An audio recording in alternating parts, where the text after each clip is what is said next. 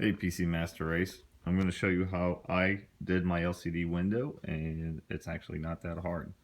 We want to start out with a screen, measure your window and make sure the screen size would fit inside the window. It doesn't have to be, you want it to be as close to the window size as possible. So I'm going to start by taking this screen apart, this LCD apart, and I got this off of eBay for about $20.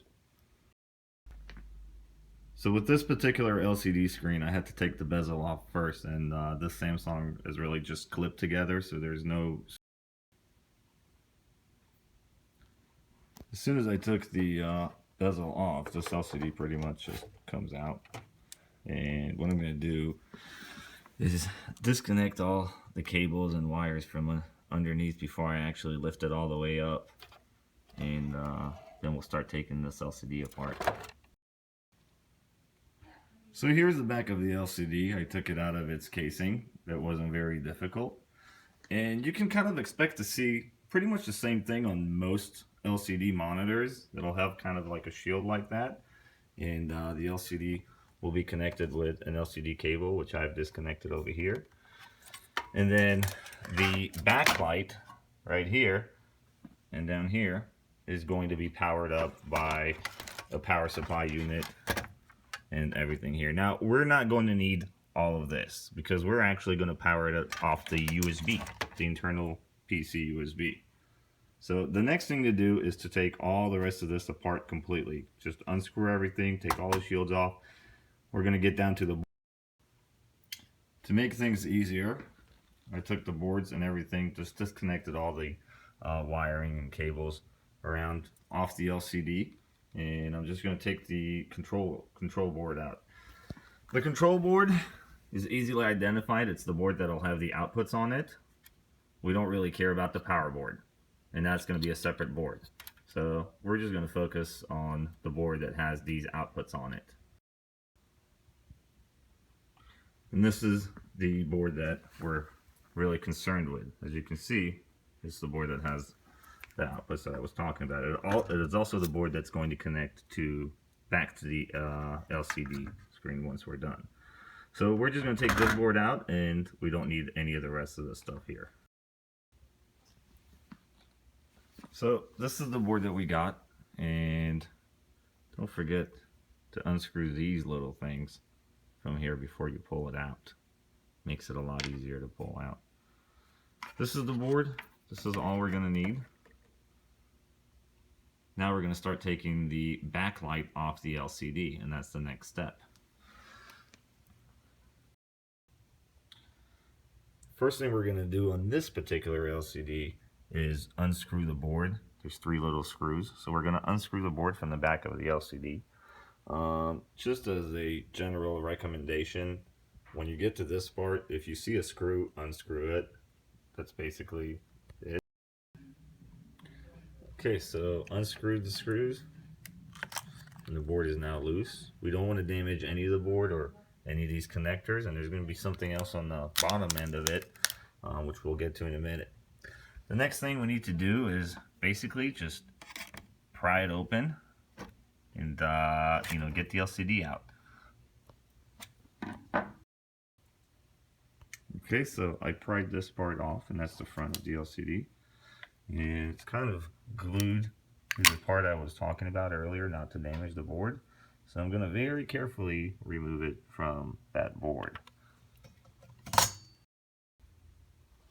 Okay, so the next step is going to be to basically keep prying it out.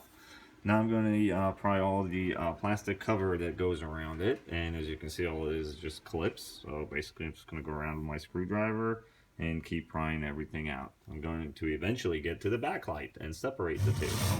So we'll just keep going very carefully. Once I took the black cover off, the backlight came out pretty easily, and all of this is the backlight basically. This is the LCD screen, and I wouldn't recommend to do this. I don't need this LCD screen, but if we hold it up against the light, we can now see through it. The key is to have a lot of light in the back, because That's the only way these LCDs will, you'll be able to see what goes on the LCD. So the more light, the better. The next thing to do is to connect everything and power this from the USB port. So let's take a look and see how we do that. So we're just going to need a standard USB cord. I picked this one. It's an A to B cord, your standard printer cord. And we're going to cut this tip off of it because we're not going to need it. Cut it off, strip it. You'll see 4 wires in there. And let's take a look at what that is. We stripped the cable. And over here you can see that there's 4 wires inside, a black, a green, a red, and a white. The only ones we're going to need is the black and the red. The green and the white are for data. We're only concerned with power. This is the power part on. Instead of soldering this directly to the board, we just took the cable that connects the power board to the other board. And what we're going to do is we're going to splice this cable and connect our power and ground directly to it, and then connect it to this board.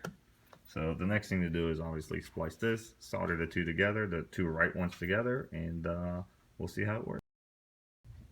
Okay, so here's the board, and this is the cable that we made, and we basically just spliced the USB cable right into the power cable.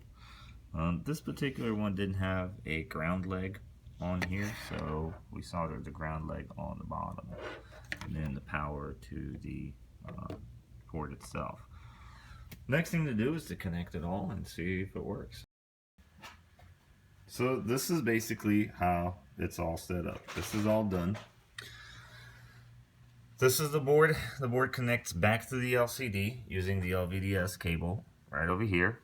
Then we have a standard VGA cable. We could have also gone with DVI in this particular board, leading us all the way back to the computer, laptop, or desktop, what have you, connecting to your video card to output. And then for power, we're gonna use USB powered.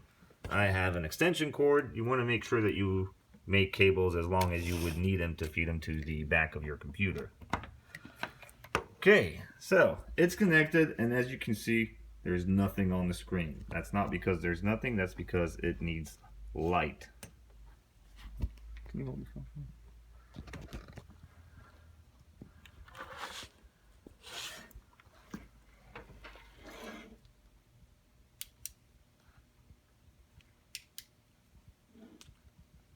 And if we hold the light behind it, we should be able to see. So obviously, the more light we add to it, the more we can see.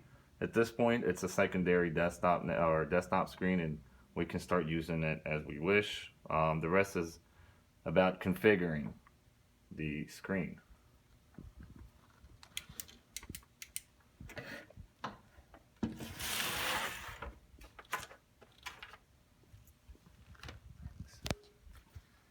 So this is it. As far as the software that I use on my LCD window, I use rainmeters, and I edited a little bit. If anybody needs any help, I don't mind helping. You can just message me. And this is my video about how to do this. Obviously, the rest is cosmetics. You mount your own screen. I use 1-inch double-sided black tape, which was kind of foamy type to hold the screen. Like I said, the size of the screen versus the size of your window really matters. So make sure you measure your screen, measure your window, and you want the screen to be slightly smaller than the window, and then let the tape work as a bezel for you.